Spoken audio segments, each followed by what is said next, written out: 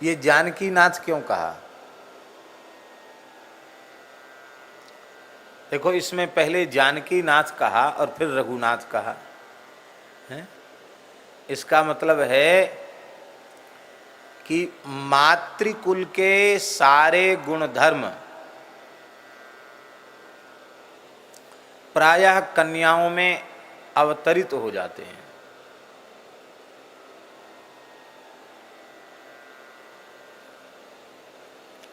और पितृकुल के सारे गुण धर्म प्रायः पुत्रों में उतर आते हैं। राम जी के बारे में गोस्वामी जी का कहना ये है कि राम जी की ससुराल भी कोई साधारण जगह नहीं है। विदेहराज नंदिनी श्री जानकी जी, उनमें समस्त गुण निमिकुल के विद्यमान हैं और दिव्याति दिव्य भव्याति भव्य रूप में विराजमान हैं। वे विदेहराज नंदिनी हैं, वे मैथिली हैं, वे जनक नंदिनी हैं। इसलिए, और वे जानकी जी हैं कौन? उद्भव स्थिति संहार कारणीम क्लेशहारणीम सर्वश्रेयस्करीम सीताम नतोहम राम वल्लभाम। उपजहि जासु अंश गुण खानी अगणित लक्ष्मी उमा ब्रह्माणी। अगणित लक्ष्मी उमा ब्रह्माणी। अब देखो, ऐसी भगवती जगत जननी श्री जानकी जी, जिनसे अगणित ब्रह्मांडों में उत्पन्न होने वाली लक्ष्मी उमा ब्रह्माणी जिनके अंश से प्रकट होती हैं, ऐसी पराम्बा भगवती भास्वती जगत जननी विदेहराज वैजयंती श्री जानकी जी उनके नाथ हैं। तो जानकी जी की इतनी महिमा है तो उनके जो स्वामी हैं, पाणि ग्रहण करता हैं, उनका तो क्या कहना। ये कहने के लिए जानकी नाथ कहा।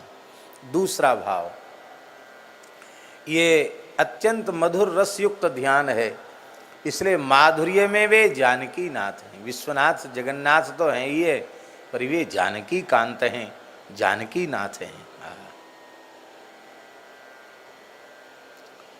और कैसे हैं? बोले रघुनाथ, रघुकुल के नाथ हैं।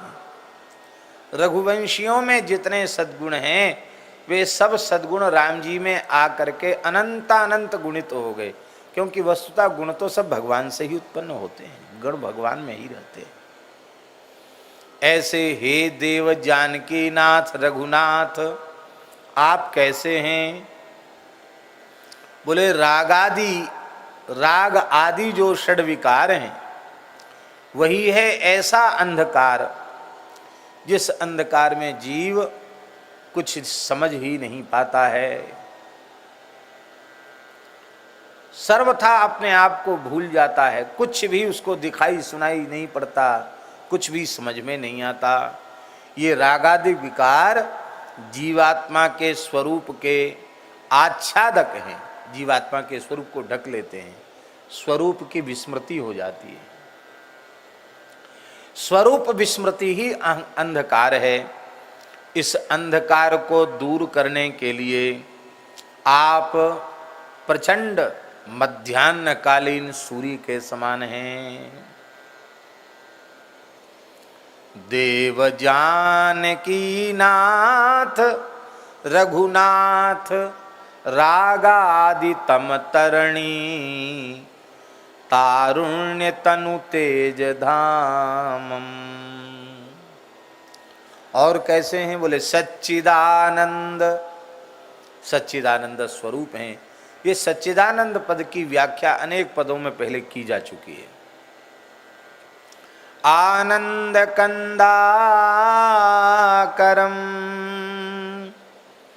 आनंद कंद की आकर माने खान है, आनंद आप से ही प्रकट होता है, चाहे दुनिया में चाहे जहां भटक ले, आपकी शरणागति के बिना जीव दुख रहित हो नहीं सकता, आनंद प्राप्त नहीं कर सकता।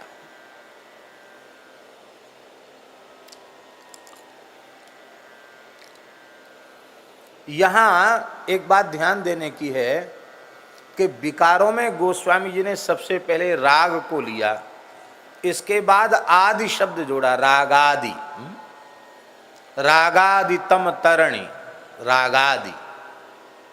राग किसको कहते हैं?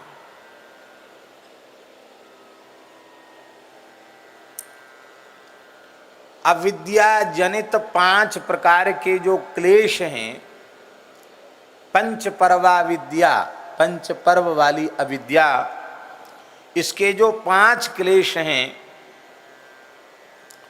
उन 5 क्लेशों में से एक है राग। अविद्या जनित जो 5 प्रकार के क्लेश हैं ना, दुख, उनमें एक क्लेश का नाम है राग। उनके मत से जो व्यक्ति सुख भोगता है, महर्षि पतंजलि के मत के अनुसार, जो व्यक्ति सुख भोगता है उसकी प्रवृत्ति और अधिक सुख प्राप्त करने की रहती है।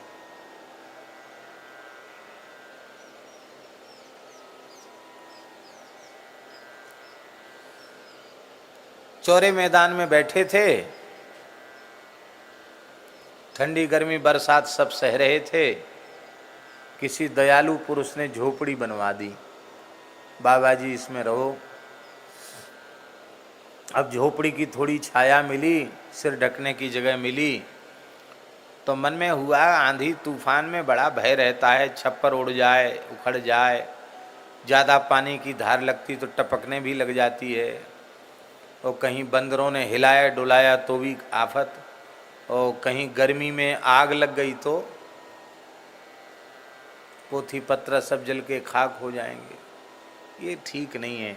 थोड़ा सा पक्की हो जाती तो अच्छा था, छत बन जाती इस पर तो बढ़िया था। गाटर पत्थर हो जाए कोई बात नहीं, गाटर पत्थर हो गया। अरे छप्पर में तो थोड़ा बहुत कुछ ठंडक भी रहती थी, गाटर पत्थर में तो बहुत तपने लग गया। थोड़ा लाइट की व्यवस्था हो जाती तो बहुत अच्छा था। लाइट की व्यवस्था हो गई, अरे केवल लाइट से क्या चलेगा, पंखा लग जाए, सीलिंग फैन लग गया, पंखा लग गया, छत वाला पंखा। अब दिन भर बेचारी कोठरी तपती है, चारों ओर से कुछ है तो है नहीं, अब वो पंखा भी बहुत गर्म हवा देता है। बोले पंखा नहीं, कूलर हो तो बहुत अच्छा है, थोड़ा पानी डाल दिया जाए 2-4 बाल्टी और फिर उसमें बढ़िया ठंडी हवा आएगी। अरे इसमें बड़ी उमस होती है, एसी की हवा बहुत अच्छी, एसी हो तो क्या कहना। एक महात्मा कह रहे थे कि बरसात में जब बहुत उमस बढ़ती है और वातानुकूलित कक्ष में जब प्रवेश करते हैं तो रोम रोम से मशीन को आशीर्वाद निकलता, वाह भाई धन्य है तुझे, कितनी बढ़िया मशीन बनाई, आहा हा, सुख मिल गया जीवन का। अब वहीं बात समाप्त नहीं होती है। अब शहर का नाम हम नहीं लेंगे, व्यक्ति का नाम नहीं लेंगे, यद्यपि खूब स्मृति में आ रहा है, उड़ीसा प्रदेश की बात है, प्रदेश का नाम ले दिया। एक भगत के यहाँ थोड़ी देर के लिए बैठना हुआ तो बार बार आग्रह करे कि महाराज जी थोड़ा बाथरूम हुआइए। तो हम रास्ते में ही देखा कि वहाँ भीड़ भाड़ होगी तो रास्ते में ही लघु शंका कर लिया था।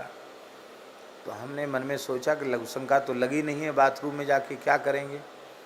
फिर थोड़ी देर बाद कहा महाराज जी थोड़ा बाथरूम में हुआइए, स्नान की इच्छा हो तो स्नान कर लीजिए।